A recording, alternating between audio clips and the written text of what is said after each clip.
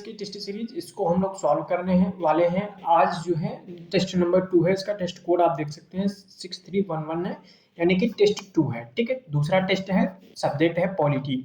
इसके हम 25 क्वेश्चंस करेंगे और कोशिश करेंगे कि हर दिन हम 25 क्वेश्चन इसके करते रहें और इसी तरह से हम आपका इम्प्रूवमेंट करते रहें। तो चलिए शुरू करते हैं बिना देर के हुए आज की इस वीडियो को।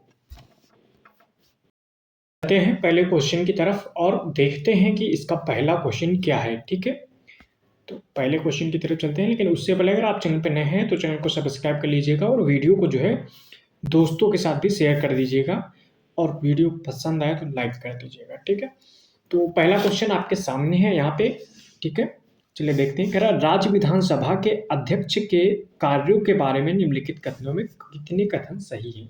ठीक है, तो यहाँ पे क्वेश्चन जो है ये राज्य विधानसभा का जो अध्यक्ष होता है उसके बारे में है। ठीक है, और पूछ रहा है कौन से उत्तर सही है, कूट का चयन करके हमको इसका उत्तर देना है। कह रहा वह किसी सदस्य जिसका व्यवहार घोर अव्यवस्था उत्पन्न करने वाला हो को सदन से बाहर होने का निर्देश दे सकता है। दूसरा कथन यहाँ पे कह रहा है वह सत्र के दौरान सदन की बैठक को आहूत और स्थगित करता है।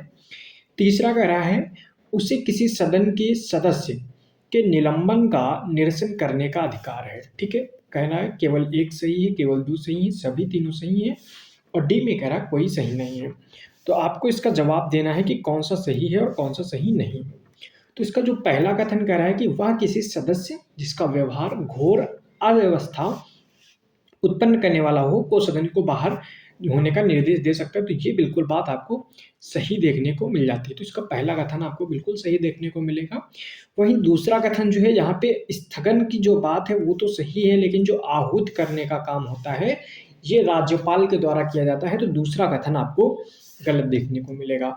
वहीं जो तीसरा कथन कह रहा है वो कह रहा है कि किसी सदस्य के निलंबन का जो निरसन है उसका अधिकार भी क्या राज्य विधानसभा के अध्यक्ष के पास होता है, तो ये बात जो है गलत है। ये विधानमंडल के पास इसकी शक्ति आपको देखने को मिलेगा।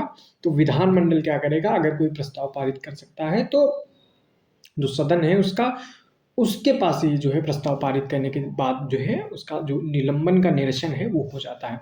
तो तीसरा भी गलत है, पहला कथन केवल सही है, तो केवल एक इसका सही आंसर हो जाएगा। ठीक है, चलिए दूसरे क्वेश्चन की तरफ चलते हैं। दूसरा क्वेश्चन कह रहा है यदि भारत में प्रत्यक्ष निर्वाचन प्रणाली को first past the post system प्रणाली से समानुपातिक प्रतिनिधित्व में परिवर्तित कर दिया जाए तब निम्नलिखित में से कौन सा इसका सर्वाधिक संभावित परिणाम होगा। यानी कि यहाँ पे कह रहा है जो हमारे देश में first past the post system प्रणाली चलती है उसके स्थान पे अगर हम समानुपातिक प्रतिनिधित्व जो है प्रणाली है उसको लागू करते हैं तो कौन कौन से इम्पैक्ट होंगे। पहला कह रहा है राजनीतिक दल अपने प्राप्त मतों के अनुपात में सीटें जीतेंगे। बी कह रहा है समाज के विभिन्न वर्गों को सरकार में अधिक प्रतिनिधित्व मिलेगा। सी कह रहा है सरकार के गठन के लिए बहुदलीय गठबंधनों की संख्या अधिक हो सकती है। ठीक है, और डी कह रहा है उपयुक्त सभी कथन सही है। तो यहाँ पे आपको देखने को मिलेगा जो समानुपातिक प्रतिनिधित्व प्रणाली है ये इसीलिए जानी जाती है कि इसमें जो राजनीतिक दल होते हैं उनके मतों के अनुपात में उनको सीटें मिलती है। तो पहला कथन तो बिल्कुल सही देखने को मिलेगा। और जो ये समानुपातिक प्रतिनिधित्व की प्रणाली है इसमें लगभग समाज के विभिन्न वर्गों का सरकार में प्रतिनिधित्व भी देखने को मिलता है। और साथ ही साथ सरकार के गठन में क्योंकि अलग अलग जो गठबंधन हो सकते हैं, क्योंकि अलग अलग पार्टी हो सकती हैं अलग अलग वर्गों के लिए, तो हो सकता है कि इसमें बहुदलीय गठबंधनों की संख्या अधिक हो जाए, ये भी कथन सही है। जब तीनों कथन सही है तो इसका ऑप्शन डी जो है वो सही हो जाए कि सभी कथन इसके सही है। ठीक है, चलिए नेक्स्ट क्वेश्चन चलते हैं, क्वेश्चन नंबर 3। क्वेश्चन नंबर 3 कह रहा है संसदीय समितियों के संदर्भ में निम्नलिखित कथनों पर विचार करना है। पहला कथन कह रहा है कि इनका गठन संसद द्वारा निर्वाचन या नाम निर्देशन के माध्यम से किया जाता है। दूसरा कह रहा है ये अपना प्रतिवेदन सीधे राष्ट्रपति को सौंपती हैं। तीसरा कह रहा है इनका सचिवालय संसदीय कार्य मंत्रालय द्वारा उपलब्ध कराया जाता है। कौन से कथन सही हैं? केवल एक, केवल 2 और 3, केवल 1 और 3, डी में है 1, 2 और 3। ठीक है, तो चलिए देखते हैं कि इसमें कौन कौन सा कथन सही है। तो पहला कथन इसका कह रहा है कि इनका जो निर्वाचन और नाम निर्देशन है संसदीय समितियों का वो संसद के द्वारा किया जाता है। तो बिल्कुल ये बात तो आपको सही देखने को मिलेगी। लेकिन ये अपना जो प्रतिवेदन है ये किसको सौंपेंगी, तो ये लोकसभा अध्यक्ष या फिर जो राज्यसभा का सभापति है उसको सौंपती हैं, ना कि राष्ट्रपति को। तो ये कथन गलत हो जाएगा। ठीक है। तीसरा कह रहा है कि इनका जो सचिवालय होता है वो संसदीय कार्य मंत्रालय होता है। तो नहीं, इनका जो संसदीय जो समितियां हैं इनका जो सचिवालय होगा वो कौन काम करेगा, वो राज्यसभा सचिवालय और लोकसभा का जो अलग से सचिवालय होता है वो इनको जो है अपना काम सौंपता है। तो ये तीसरा भी गलत है। तो केवल एक सही है, तो ए ऑप्शन इसका आंसर हो जाएगा। ठीक है। नेक्स्ट क्वेश्चन देखते हैं, क्वेश्चन नंबर 4 की तरफ। कह रहा है हाल ही में सुर्खियों में रहे क्रॉप्स एक्सपेरिमेंट के संदर्भ में निम्नलिखित कथनों पर विचार कीजिए। ठीक है। कह रहा है कि कौन से कथन सही हैं। ठीक है। पहला कह रहा है यह सूक्ष्म गुरुत्वाकर्षण दशाओं में अंतरिक्ष में पौधे उगाने का इसरो का पहला जैविक जो प्रयोग है। दूसरा कह रहा है कि प्रयोग के एक भाग के रूप में अंतरिक्ष में तूर अर्थात अरहर के बीज का अंकुरण हुए हैं। कौन से कथन सही हैं, केवल एक, केवल दो, एक और दो, दोनों, ना तो एक ना तो दो। तो आपको देखने को मिलेगा जो ये क्रॉप्स एक्सपेरिमेंट है इसको जो है 4 जनवरी 2005 को 2025 को इसरो के द्वारा जो है इसको लॉन्च किया गया था। इसमें एक मॉड्यूल था क्रॉप्स। ठीक है। उसको जो है जिसमें क्या करना था कि जो सूक्ष्म गुरुत्वाकर्षण दशाएं हैं उसमें अंतरिक्ष में पौधे जो है उगाना था। तो ये बात तो बिल्कुल सही है, पहला कथन इसका। वहीं पे जो दूसरा कथन कह रहा है तूर की नहीं, यहाँ पे तूर के बीज का अंकुरण नहीं किया गया था, यहाँ पे जो लोबिया होती है उसके बीज का अंकुरण किया गया था। तो दूसरा गलत हो जाएगा, पहला सही है। तो ए ऑप्शन इसका राइट आंसर है। ठीक है। क्वेश्चन नंबर 5 है, कह रहा है रेडियो एक्सेस नेटवर्क रैन जिसको बोलते हैं के संदर्भ में निम्नलिखित कथनों पर विचार करना है। कह रहा है यह रेडियो लिंक के माध्यम से उपयोगकर्ता उपकरण और कोर नेटवर्क के बीच वायरलेस संचार की सुविधा प्रदान करता है। यानी कि जो उपयोगकर्ता का उपकरण है और जो कोर नेटवर्किंग सिस्टम है उसको ये वायरलेस तरीके से जोड़ता है। ठीक है, रेडियो लिंक के माध्यम से। वहीं पे दूसरा कह रहा है कि जो रैन है यानी कि रेडियो एक्सेस नेटवर्क है, लाइसेंस प्राप्त स्पेक्ट्रम बैंड और बिना लाइसेंस प्राप्त स्पेक्ट्रम बैंड दोनों में संचालित किया जा सकता है। कौन से कथन सही है, केवल एक, केवल दो, एक और दो, दोनों, ना तो एक ना तो दो। तो यहाँ पे जो रेडियो एक्सेस नेटवर्क देखने को मिलता है ये क्या करता है कि ये रेडियो लिंक के माध्यम से उपयोगकर्ता के उपकरण और कोर नेटवर्क के बीच वायरलेस संचार सुविधा प्रदान करता है। ये बिल्कुल सही बात है। यहाँ पे कंफ्यूजन हो सकता है कि क्या ये लाइसेंस बैंड के साथ और बिना लाइसेंस बैंड के साथ काम करता है। तो बिल्कुल ये दोनों के साथ काम करता है। लाइसेंस बैंड जैसे नेटवर्किंग सर्विस है वो, और लाइसेंस के बिना जो है जैसे कि वाईफाई हो गया, ब्लूटूथ हो गया, इनके माध्यम से भी ये काम करता है। तो दोनों कथन इसके सही है। तो सी ऑप्शन इसका सही हो जाएगा। ठीक है, चलिए आगे देखते हैं क्वेश्चन नंबर 6। क्वेश्चन नंबर 6 जो है देख लेते हैं। ठीक है, करें राज्यपाल द्वारा राष्ट्रपति के विचारार्थ विधेयकों के सुरक्षित रखने के संदर्भ में निम्नलिखित कथनों पर विचार करना है। ठीक है, करें कौन से कथन सही हैं और कौन से गलत हैं। ठीक है, मतलब कितने कथन सही हैं। तो पहला कह रहा है कि यदि राष्ट्रपति पुनर्विचार के लिए विधेयक लौटाता है तब राज्य विधानमंडल को 6 महीने के भीतर उस पर पुनर्विचार करना अनिवार्य है। ठीक है। दूसरा कह रहा है यदि राज्य विधानमंडल संशोधनों के साथ या बिना संशोधन के विधेयक को पुनः पारित करता है तब राष्ट्रपति को अपनी स्वीकृति देनी ही होगी। ठीक है। तीसरा कह रहा है राज्यपाल को राज्य उच्च न्यायालय के अधिकार क्षेत्र को प्रभावित करने वाले किसी भी विधेयक को राष्ट्रपति के विचारार्थ सुरक्षित करना आवश्यक है। कितने कथन सही, केवल एक, केवल दो, सभी तीनों, कोई नहीं। तो यहाँ पे जो पहला कथन कह रहा है कि अगर राष्ट्रपति ने पुनर्विचार के लिए किसी राज्य विधानमंडल के कानून को वापस कर दिया है तो 6 माह के भीतर जो है उस पर विचार करना अनिवार्य होगा। तो ये बिल्कुल बात सही देखने को मिलेगी। वहीं पे दूसरी बात कह रहा है कि राज्य विधानमंडल संशोधनों के साथ अगर पारित कर देता है या बिना संशोधनों के बाद फिर से उसको पारित कर देता है तो क्या राष्ट्रपति बाध्य है कि वो अपने सिग्नेचर करेगा। तो नहीं, इस कंडीशन में अगर राज्य विधानमंडल उस पर पुनर्विचार करके दोबारा पारित करता है तो भी राष्ट्रपति के ऊपर एक बाध्यता नहीं है कि उसको स्वीकृति ही दे। तो ये गलत बात देखने को मिलेगी। तीसरा कह रहा है राज्यपाल को राज्य उच्च न्यायालय के अधिकार क्षेत्रों को प्रभावित करने वाले किसी भी विधेयक को राष्ट्रपति के विचारार्थ सुरक्षित रखना अनिवार्य है। तो बिल्कुल सही बात देखने को मिलेगी, दो कथन इसके सही हैं, तो बी आंसर इसका हो जाएगा। ठीक है, चलिए नेक्स्ट क्वेश्चन देखते हैं। क्वेश्चन नंबर 7 है, कह केंद्रीय मंत्रिपरिषद के संदर्भ में निम्नलिखित कथनों पर विचार कीजिए। ठीक है, कह रहा है कि मूल संविधान में संघ सरकार में मंत्रियों की संख्या का कोई प्रतिबंध नहीं लगाया गया था। ठीक है, तो क्या ऐसा था कि मूल संविधान में कोई भी प्रतिबंध नहीं था?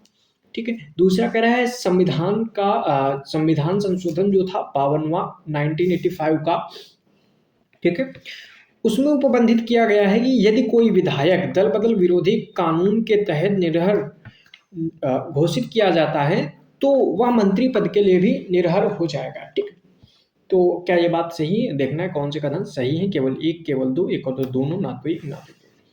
मैं आपको बताऊं कि जो दल बदल विरोधी या फिर कह लो कि मूल संविधान में जो संघ सरकार में मंत्रियों की संख्या का कोई प्रतिबंध तो नहीं था, ये बात बिल्कुल सही है। लेकिन जो 97वां संविधान संशोधन होता है उसके माध्यम से, सॉरी 91वां संविधान संशोधन जो होता है, कौन सा 91वां संविधान संशोधन 2003 में होता है, उसके माध्यम से इसको जोड़ा जाता है। ठीक है, और साथ में ही ये कथन भी 91वें संविधान संशोधन के माध्यम से जोड़ा जाता है कि अगर कोई भी जो है सांसद है वो दल बदल विरोधी कानून के तहत उसको अयोग्य घोषित किया गया है तो वो जो है मंत्री पद पर भी नहीं रहेगा, ना कि 52वें संविधान संशोधन अधिनियम। ठीक है, तो ये कथन गलत है, दूसरा गलत है, पहला सही है, तो केवल ए ऑप्शन इसका सही हो जाएगा। ठीक है, चलिए क्वेश्चन नंबर 8 की तरफ चलते हैं।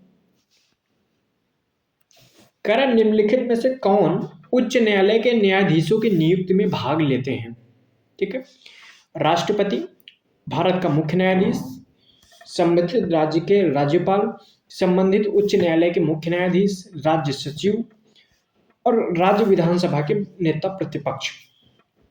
कौन से कथन सही है? ठीक है, तो देखो यहाँ पे जो राष्ट्रपति है तो बिल्कुल राष्ट्रपति के द्वारा ही जो उच्च न्यायालय के न्यायाधीश हैं इनकी नियुक्ति की जाती है। मुख्य न्यायाधीश, बिल्कुल मुख्य न्यायाधीश जो है भारत के, उनकी भी यहाँ पे कहीं परामर्श उनसे लिया जाता है, और राज्यपाल से भी यहाँ पे परामर्श लिया जाता है, और जो हाईकोर्ट जहाँ पे अपॉइंट करना है उच्च न्यायालय के न्यायाधीश को, वहाँ पे भी उनका भी जो है लिया जाता है, उनकी भी सिफारिश ली जाती है।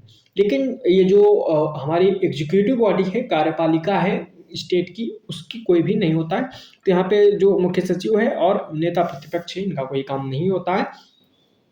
तो 1, 2, 3 और 4 सही है, तो इसका ए ऑप्शन सही हो जाएगा। ठीक है, चलिए नेक्स्ट क्वेश्चन देखते हैं, क्वेश्चन नंबर 9। ठीक है, क्वेश्चन नंबर 9 कह रहा है कि लोक लेखा समिति के संदर्भ में निम्नलिखित में से कौन से कथन सही नहीं है? ठीक है, कह रहा है इसे सर्वप्रथम भारत सरकार अधिनियम 1919 के प्रावधानों के तहत गठित किया गया था। दूसरा कह रहा है वित्त मंत्री पीएसी का अध्यक्ष होता है, यानी कि पब्लिक अकाउंट कमेटी का अध्यक्ष होता है।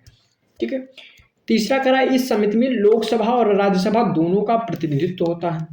ठीक है, इसके सदस्यों का कार्यकाल 1 वर्ष होता है। तो मैं आपको बताता हूँ जो लोकसभा ये जो लोक लेखा समिति है इसको 1919 का जो अधिनियम था इसके अंतर्गत कब बनाया गया था? तो 1921 में इसको जो है बनाया गया था।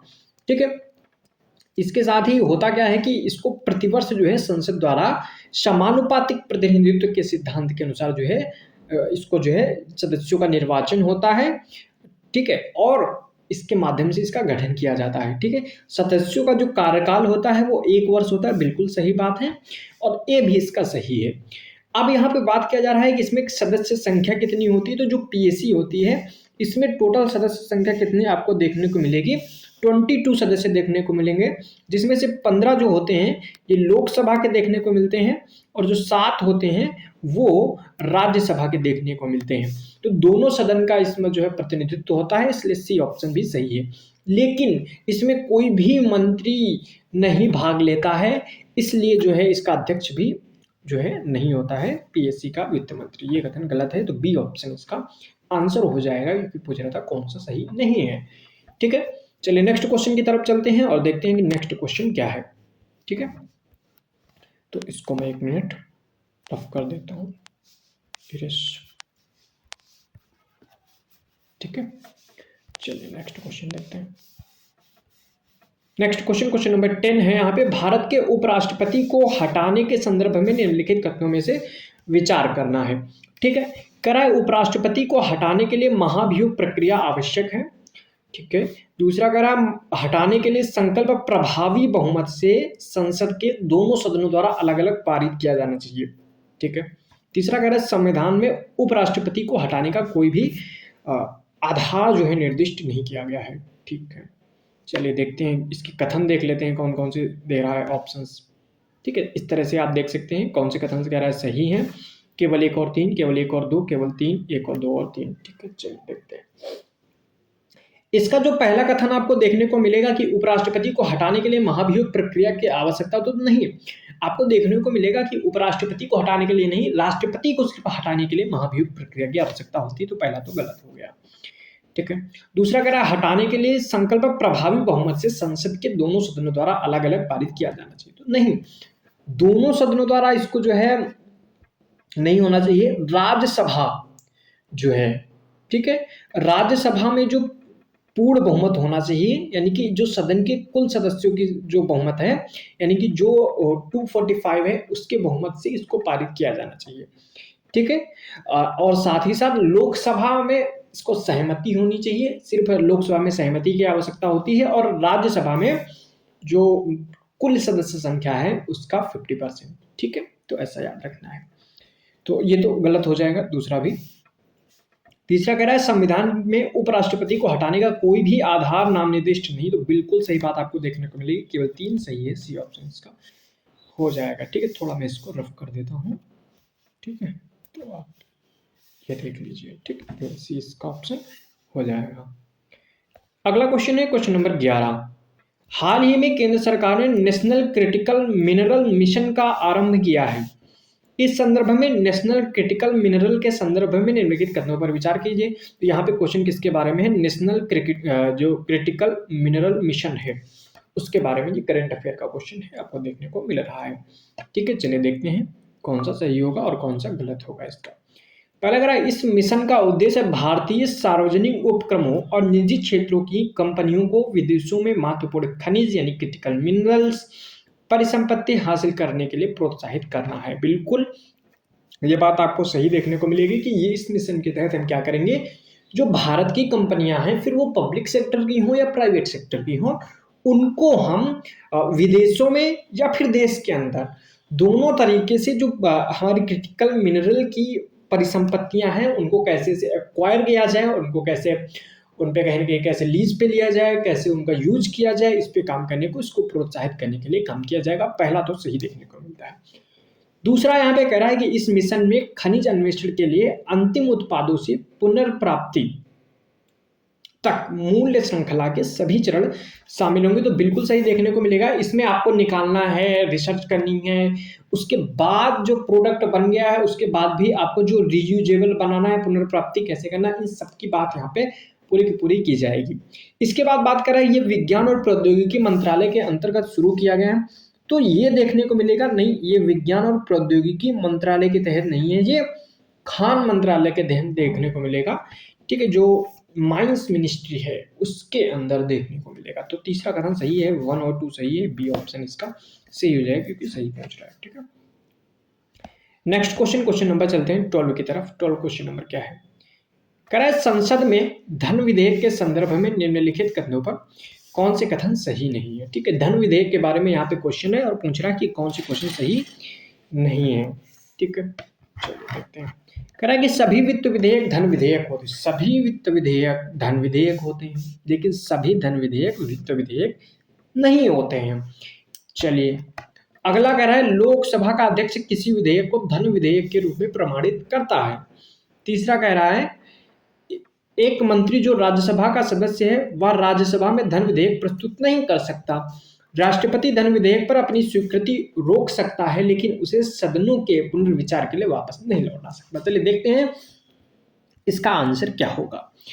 तो देखिए जो धन विधेयक है, आपको पता होगा कि जो धन विधेयक होते हैं ये सभी के सभी वित्त विधेयक होते हैं, लेकिन जो भी वित्त विधेयक है जरूरी नहीं कि वो धन विधेयक हो, तो पहला कथन तो आपको गलत देखने को मिलेगा, यही आंसर होगा। लेकिन डिस्कस और भी चीजें कर लेते हैं। कह रहा है लोकसभा का अध्यक्ष किसी विधेयक को धन विधेयक के रूप में प्रमाणित करता है। तो बिल्कुल कोई भी विधेयक धन विधेयक है या नहीं है, इसका अंतिम निर्णय लोकसभा का स्पीकर जो है वही लेगा। ठीक है, ये सही देखने को मिलेगा। दूसरा कह रहा है एक मंत्री जो कि राज्यसभा का सदस्य है, मान लो कोई भी मंत्री है जो राज्यसभा से आया है, ठीक है, तो क्या वह राज्यसभा में धन विधेयक को प्रस्तुत कर सकता है? नहीं कर सकता है। ये बात बिल्कुल सही है, क्योंकि देखिए जो हमारा धन विधेयक है उसको हम केवल और केवल लोकसभा में ही प्रस्तुत कर सकते हैं। ठीक है, अगला कह रहा है राष्ट्रपति धन विधेयक पर अपनी स्वीकृति रोक सकता है, लेकिन उसे सदनों के पुनर्विचार के लिए नहीं लौटा सकता। बिल्कुल, क्योंकि पहले से ही इसमें राष्ट्रपति के कहीं न कहीं अनुमोदन के बाद ही, उसके अनुमति के बाद ही इसको प्रस्तुत किया जाता है। तो राष्ट्रपति इसमें अपनी स्वीकृति रोक सकता है, लेकिन इसको पुनर्विचार के लिए लौटा नहीं सकता है। ये बात भी आपको सही देखने को मिलेगी, तो इसका आंसर हो जाएगा 1A। ठीक है, अगला क्वेश्चन है भारत में किसी राजनीतिक दल को राष्ट्रीय दल के रूप में मान्यता देने के लिए निम्नलिखित में से कौन सी शर्तें पर्याप्त हैं? यानी कि अगर कोई दल है और वो राष्ट्रीय स्तर का बनना चाहता है, तो उसको कौन कौन सी चीजें करनी पड़ेंगी। चलिए देखते हैं कौन कौन सा सही है इसका। ठीक है, तो यहाँ पे कह रहा है कि यह किसी भी 4 या अधिक राज्यों में डाले गए वैध मतों का 6% तथा लोकसभा के आम चुनाव में 4 सीटें हासिल करना आवश्यक है। यानी कि एक तो आपको क्या करना होगा, जो 4 राज्य हैं उनमें से या उससे अधिक जो है आपको 6% जो है वोट मिलने चाहिए, प्लस में आपको साथ में जो लोकसभा का आम चुनाव है उसमें आपको 4 सीट मिलनी चाहिए। ठीक है, ये बात बिल्कुल सही देखने को मिलेगी। ठीक है, दूसरा कह रहा है या लोकसभा के आम चुनाव में कम से कम 3 राज्यों के 2% सीटों जीता होना चाहिए।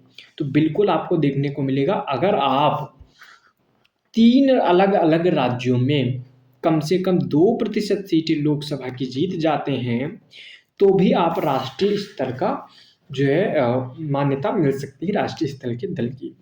ठीक है, अगला करा इसे कम से कम 2 राज्यों में राज्य स्तरीय नहीं, 2 राज्यों में राज्य स्तरीय नहीं है, ये आपको कम से कम 4 राज्यों में अगर राज्य स्तरीय आपको दर्जा देखने को मिलेगा, तो ही आप जो है राष्ट्रीय स्तर के दल मान्यता प्राप्त करेंगे। तो तीसरा कथन गलत है, पहला और दूसरा सही है, तो इसका ए ऑप्शन सही हो जाएगा। तो आपको यहाँ पे थोड़ा सा मैं बता दूं कि फिर से देख लीजिएगा, लोकसभा में आपको 4 सीट अगर आ गई है और साथ में आपने 4 या इससे अधिक राज्यों में 6% वोट पा लिया है, तो आपको मिल जाएगा राष्ट्रीय स्तर का दर्जा। या फिर आपने 3 अलग अलग राज्यों में 2% सीट लोकसभा की हैं वो प्राप्त कर ली हैं, तो बन जाएंगे।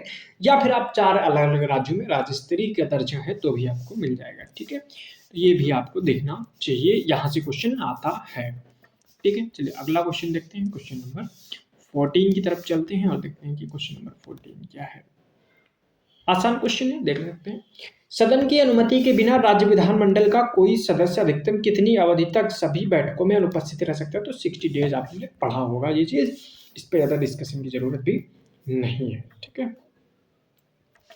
नेक्स्ट क्वेश्चन है विधान परिषद के संदर्भ में निम्नलिखित कथनों पर विचार कीजिए। कह रहा भारत के सभी मतदाता नागरिक किसी भी राज्य विधानसभा के लिए निर्वाचन होने के पात्र हैं। राज्य विधान परिषद की बात करें, भारत के सभी मतदाता नागरिक किसी भी राज्य विधानसभा के लिए निर्वाचित होने के पात्र नहीं, जिस राज्य के हैं उस राज्य में वो इलेक्शन लड़ सकते हैं। ठीक है, तो ये बात आपको याद रखनी है, इसके मामले में भी आपको याद रखना है। ठीक है, 15 नंबर क्वेश्चन में जो है आपको ये बात याद रखनी है कि पहला जो कथन दिख रहा है ये आपको गलत देखने को मिल रहा है।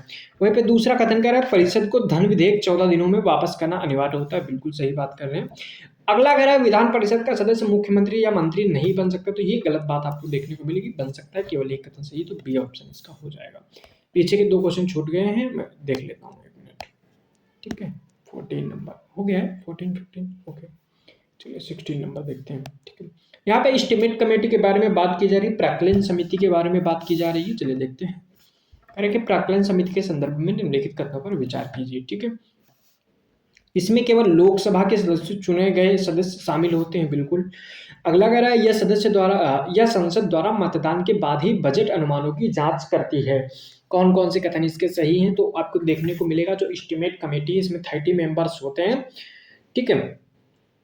और इसको भी 1921 में ही स्थापित किया गया था और स्वतंत्रता के बाद जो है 1950 में इसको बनाया गया था, ठीक है। ये बात आपको याद रखनी है। इसमें पहले 25 सदस्य होते थे और 1956 में बढ़ा के 30 सदस्य कर दिए गए, ठीक है। इसमें राज्यसभा का कोई प्रतिनिधित्व तो नहीं होता है कि वो लोकसभा के ही सदस्य होते हैं, पहला कथन सही है।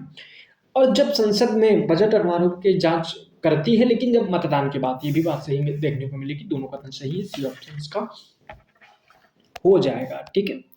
चलिए नेक्स्ट क्वेश्चन देखते हैं, क्वेश्चन नंबर 17, ठीक है। केंद्र राज्य वित्तीय संबंधों के संदर्भ में निम्नलिखित कथनों पर विचार कीजिए, ठीक है। कौन से कथन सही है ये करना है। पहला कह रहा है कि राज्य सरकार के स्वामित्व वाले निगमों और कंपनियों की संपत्ति या आय केंद्र द्वारा आरोपित कराधान से मुक्त होते हैं। यानी कि कोई भी राज्य सरकार है, उसका कोई भी निगम है, कोई भी कंपनी है, कोई भी संपत्ति है, वो केंद्र सरकार के टैक्सेस से जो है फ्री होगी। नहीं, ये बात आपको देखने को मिलेगी कि ये बात गलत है, वो भी केंद्र सरकार के टैक्स के दायरे में आती है, ठीक है, ये बात गलत है। दूसरा कह रहा है किसी राज्य के भीतर केंद्र सरकार की सभी परिसंपत्तियां राज्य कराधान के अधीन हैं। ये बात गलत है, क्योंकि जो भी केंद्र सरकार की परिसंपत्तियां हैं उस पर कोई स्टेट जो है, स्टेट गवर्नमेंट टैक्स नहीं लगा सकती। ये बात बिल्कुल गलत है, दोनों बात गलत है। तो सी ऑप्शन इसका सॉरी पूछ रहा है कौन से सही है, तो कोई भी सही नहीं है, तो इसका आंसर डी हो जाएगा, ठीक है। तो ये नहीं होगा, ओके। चलिए अगला क्वेश्चन, क्वेश्चन नंबर 18। भारत में इलेक्टोरल ट्रस्ट के संदर्भ में निम्नलिखित कथनों पर विचार करना है। चलिए देखते हैं कि ये इलेक्टोरल ट्रस्ट आखिर होता क्या है। जैसा कि आपको पता होता कि इलेक्टोरल बॉन्ड योजना जो है उसको बंद कर दिया गया है, तो इलेक्टोरल ट्रस्ट जो है वो बनाए गए। इलेक्टोरल जो ट्रस्ट बनता है ये बनता है कंपनी अधिनियम 1956 के तहत, ठीक है, ना कि 2013 के तहत। तो ये कथन तो बिल्कुल आपको गलत हो जाएगा, ठीक है। इनका काम क्या होता है कि ये जो पंजीकृत कंपनियां हैं, ये भारत के जो नागरिक हैं उनसे पैसे लेंगी और फिर जो हमारी पॉलिटिकल पार्टीज हैं उनको जो है डोनेट करेंगी, उनको देंगी, ठीक है। तो दूसरा ये कह रहा है ये ट्रस्ट भारत में पंजीकृत कंपनियों और भारतीय नागरिक के अंशदान प्राप्त कर सकते हैं, बिल्कुल सही बात है। कह रहा है इलेक्टोरल ट्रस्ट को प्रत्येक वर्ष पंजीकरण का नवीनीकरण करना होगा, तो प्रत्येक वर्ष नहीं करना होता, ये 3 साल में करना होता है, ठीक है। अगला कह रहा है इलेक्टोरल ट्रस्ट को अपनी कुल आय का 50% पात्र राजनीतिक दलों को वितरित करना होता है। तो यहाँ पे 50% नहीं है, ये 95% है। वो केवल 5% ही अपने संचालन के लिए रख सकते हैं और 95% उनको राजनीतिक दल को डोनेट करना होगा। ये बात आपको याद रखनी है और इसका आंसर हो जाएगा, ठीक है। चलिए तो इसका आंसर पूछ रहा था कौन सा सही है, तो बी आंसर इसका हो जाएगा, ठीक है। चलिए नेक्स्ट क्वेश्चन, क्वेश्चन नंबर 19 है, देखते हैं क्वेश्चन नंबर 19 क्या है, ठीक है। अंतरराज्यीय परिषद के बारे में यहाँ पे क्वेश्चन पूछा गया है। अंतरराज्यीय परिषद के संदर्भ में निम्नलिखित कथनों पर विचार कीजिए। कह रहा परिषद द्वारा लिए गए निर्णय केंद्र और राज्यों पर कानूनी रूप से बाध्यकारी होते हैं। अगला कह रहा प्रधानमंत्री की अध्यक्षता में परिषद की एक स्थायी समिति विद्यमान होती है। तीसरा कह रहा है परिषद के को वर्ष में कम से कम 2 बार बैठक करना आवश्यक है। कितने कथन सही है, केवल 1, केवल 2, सभी 3, कोई नहीं। तो यहाँ पे देखने को मिलेगा कि जो पहला कथन कह रहा है कि केंद्र राज्यों के लिए बाध्यकारी होते, तो बिल्कुल गलत बात है, ये बाध्यकारी नहीं होते हैं। इसके निर्णय जो इंटर स्टेट काउंसिल है, आपको पता होगा आर्टिकल 263 के तहत इसको बनाया जाता है, ठीक है, राष्ट्रपति के द्वारा। प्रधानमंत्री की अध्यक्षता में परिषद की एक स्थायी समिति होती है। तो इसकी जो स्थायी समिति होती है उसकी अध्यक्षता कौन करता है, तो उसकी अध्यक्षता हमारे होम मिनिस्टर करते हैं, गृह मंत्री करते हैं, इसलिए दूसरा कथन भी गलत देखने को मिलता है। तीसरा कथन कह रहा है परिषद को वर्ष में कम से कम 2 बार नहीं, कम से कम 3 बार जो है इनको अपनी बैठक करना आवश्यक होता है, इसलिए सभी गलत हैं। डी ऑप्शन इसका सही हो जाएगा, ठीक है। चलिए आगे देखते हैं कि अगला क्या है, क्वेश्चन नंबर 20, ठीक है। राष्ट्रीय ब्रॉडबैंड मिशन 2.0 के संदर्भ में निम्नलिखित कथनों पर जो है विचार करना है। चलिए देखते हैं कि भाई विचार कर लेते हैं कौन कौन सा सही है, ठीक है। राष्ट्रीय ब्रॉडबैंड मिशन 2.0 का लक्ष्य 2030 तक संपूर्ण भारत में 100 एमबीपीएस की न्यूनतम निश्चित ब्रॉडबैंड डाउनलोड स्पीड सुनिश्चित करना है। दूसरा कह रहा है इस मिशन का कार्यान्वयन संचार मंत्रालय द्वारा किया जा रहा है, कौन से कथन सही है? तो बिल्कुल जो राष्ट्रीय ब्रॉडबैंड मिशन 2.0 है, इसको जो है विस्तारित कर दिया गया है 2030 तक के लिए, और इसका लक्ष्य है कि 100 एमबीपीएस जो है वो हम डाउनलोड स्पीड प्रोवाइड करेंगे ऑल ओवर इंडिया। तो ये बिल्कुल सही बात है। दूसरा कह रहा है इस मिशन का कार्यान्वयन संचार मंत्रालय के द्वारा, बिल्कुल ये भी बात सही देखने को मिलेगी। तो दोनों सही है, यहाँ पे ये भी बात आपको देखने को सही मिलेगी। ठीक है, चलिए नेक्स्ट क्वेश्चन देखते हैं, क्वेश्चन नंबर 21। ठीक है, कहते हैं कि राज्य विधानमंडलों के अध्यक्ष और उपाध्यक्ष के संदर्भ में निम्नलिखित कथनों पर विचार कीजिए। ठीक है, चलिए देखते हैं कि क्या है। अध्यक्ष और उपाध्यक्ष के बारे में यहाँ पे बात की जा रही है। ठीक है, और उसके बाद भी देखते हैं। पहला कथन कह रहा है कि ना तो प्रथमतः मतदान के अधिकार हैं और ना ही जब उनके निष्कासन का प्रस्ताव विचाराधीन हो तो निर्णायक मत देने के हकदार हैं। ठीक है, कह रहा है कि ना तो ये प्रथमतः मतदान के हकदार हैं और ना ही जब उनके निष्कासन का प्रस्ताव विचाराधीन हो तो निर्णायक मत के अधिकार है। तो देखो, जब उनके हटाने जाने के निष्कासन का प्रस्ताव चल रहा है तो उनको निर्णायक मत देने का अधिकार नहीं होता है, लेकिन उनको प्रथमतः मतदान का अधिकार होता है। इसलिए कथन ये पहला तो गलत है।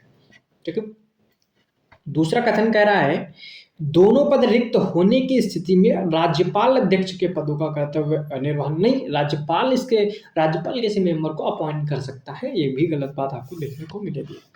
उपाध्यक्ष अपना त्यागपत्र अध्यक्ष को सौंपता है, जबकि अध्यक्ष अपना त्यागपत्र नहीं, दोनों एक दूसरे को जो है दे देते हैं, ना कि राज्यपाल को कोई देता है। तो तीनों कथन इसके गलत हैं, तो कोई भी सही नहीं है। ठीक है, चलिए अगला क्वेश्चन देखते हैं। स्वामित्व योजना के बारे में यहाँ पे क्वेश्चन है। ठीक है, करा स्वामित्व योजना के संदर्भ में निम्नलिखित कथनों पर विचार कीजिए, कौन से कथन सही है। ठीक है, चलिए देखते हैं। करा इसका उद्देश्य ग्रामीण आबादी वाले क्षेत्रों में संपत्ति का स्पष्ट स्वामित्व निर्धारित करना है। ठीक है, दूसरा करा इसका क्रियान्वयन ग्रामीण विकास मंत्रालय द्वारा राज्य सरकारों के सहयोग से किया जा रहा है। ठीक है, तो यहाँ पे देखने को मिलेगा जो पहला कथन इसका है कि ग्रामीण आबादी वाले क्षेत्रों के में संपत्ति का जो स्पष्ट स्वामित्व है उसके निर्धारण के लिए स्वामित्व योजना आपको पता है 2020 में शुरू की गई थी। तो बिल्कुल सही बात देखने को मिलेगी। इसमें ड्रोन के तहत जो है ड्रोन से पूरे गांव का सर्वे किया जाएगा और उनको जो है फिर स्वामित्व कार्ड भी वितरित किए गए हैं।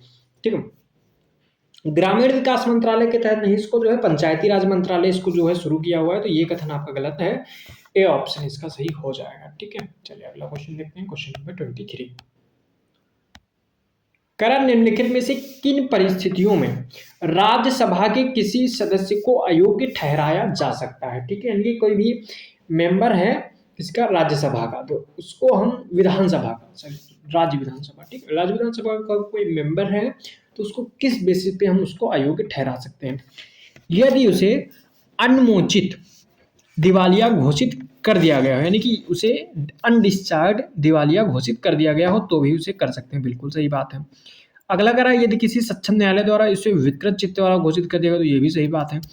अगला कह रहा है यदि उसे 10वीं सूची के प्रावधानों के तहत अयोग्य ठहरा दिया गया हो, ये भी बात आपको सही देखने को मिलती है। तीनों कथन इसके सही है, तो डी ऑप्शन इसका हो जाएगा, क्योंकि यहाँ पे सही ही पूछा है। ठीक है, क्वेश्चन नंबर 24 है 74वें संविधान संशोधन अधिनियम 1992 जो कि नगर पालिकाओं से जुड़ा हुआ है, शहरी पंचायती राज से जुड़ा हुआ है। कह रहा है कि नगर पालिकाओं की अवधि के संदर्भ में क्या इसमें प्रावधान किए गए हैं, कौन से कथन सही है। ठीक है, अधिनियम में प्रत्येक नगर पालिका के लिए 5 वर्ष का कार्यकाल निर्धारित किया गया है। तो बिल्कुल सही बात आपको देखने को मिलेगी कि जो है 5 वर्ष का कार्यकाल जो है इसका निर्धारित किया गया है। विघटन के बाद गठित नगर पालिका केवल शेष अवधि तक ही कार्य करती, तो बिल्कुल जो है जैसे ही विघटन होगा 6 महीने के भीतर उसका इलेक्शन करवा दिया जाएगा और उतने ही टाइम के लिए बनेगी जितना शेष टाइमिंग बची थी। तो ये भी बात दोनों सही देखने को मिल रही है। तो दोनों जब सही है तो इसका सी ऑप्शन जो है 1 और 2 दोनों सही देखने को मिल जाएगा। ठीक है, चलिए क्वेश्चन नंबर 25 की तरफ चलते हैं। आज का लास्ट क्वेश्चन है। ठीक है, भारत में उच्च न्यायालय के न्यायाधीश के संदर्भ में निम्नलिखित कथनों पर विचार कीजिए। ठीक है, कौन से कथन सही हैं ये बताना। किसी प्रतिष्ठित विधिवेत्ता को उच्च न्यायालय का न्यायाधीश नियुक्त नहीं किया जा सकता है। तो बिल्कुल ये बात सही देखने को मिलेगी। उच्चतम न्यायालय में तो किसी प्रतिष्ठित विधिवेत्ता को जो है जज अपॉइंट किया जा सकता है, बट हाई कोर्ट में नहीं किया जा सकता। ये सही बात है, ठीक है। न्यायिक स्वतंत्रता को बनाए रखने के लिए संविधान ने उच्च न्यायालय के न्यायाधीशों का निश्चित कार्यकाल निर्धारित किया है। क्या हमने जो हाई कोर्ट है उसके किसी न्यायाधीश का निश्चित कार्यकाल देखा है? नहीं। केवल और केवल हम 63 ईयर्स पढ़ते हैं कि 63 ईयर तक वो रहेगा, रिटायरमेंट होगा 63 ईयर में, ना कि उसको किसी टाइम बॉन्ड किया गया है, ठीक है। उसकी सिर्फ एज लिमिट है, उसको टाइम बॉन्ड नहीं, उसका कार्यकाल फिक्स नहीं है। तो ये कथन तो आपको गलत देखने को मिलेगा, ठीक है। अगला कह रहा है न्यायाधीश राज्य के राज्यपाल के समक्ष शपथ अथवा प्रतिज्ञा में। बिल्कुल वो राज्यपाल के समक्ष प्रतिज्ञा लेगा, शपथ लेगा। 1 और 3 सही है, तो बी ऑप्शन हो जाएगा। तो आज के इस वीडियो में हमने देखा कि विजन आईएएस का टेस्ट सीरीज जो 2 है उसको हमने 25 क्वेश्चन किए हैं। आने वाले आप इनको डीपली एनालाइज कीजिएगा, पढ़िएगा आप टेस्ट सीरीज के लिए। इसके लिए पीडीएफ के लिए हमारा टेलीग्राम चैनल ज्वाइन कर सकते हैं, जिसकी लिंक आपको वीडियो के डिस्क्रिप्शन बॉक्स में मिल जाएगी, वहाँ से आप ज्वाइन कर लीजिए। और आप इसको जो है बाय भी कर सकते हैं, अगर आप इसको प्रिंटेड फॉर्म में चलाना चाहते हैं, सॉल्व करना चाहते हैं, उसकी भी लिंक आपको मिल जाएगी। या फिर आप ऑनलाइन मंगा सकते हैं, या फिर विजन आईएएस की वेबसाइट से मंगा सकते हैं, कुछ भी आप कर सकते हैं। तो आशा करता हूँ वीडियो पसंद आई होगी। पसंद आई है तो लाइक कर दीजिए, और भी वीडियोज़ को पाने के लिए आने वाले प्रीलिम्स तक हम इसी तरह से सॉल्व करेंगे टेस्ट सीरीज को। रोज हम डेली 20 से 25 क्वेश्चन करेंगे, जिससे कि एक बेस अच्छा बन सके, ठीक है। चलिए मिलते हैं नेक्स्ट वीडियो के साथ, अब तक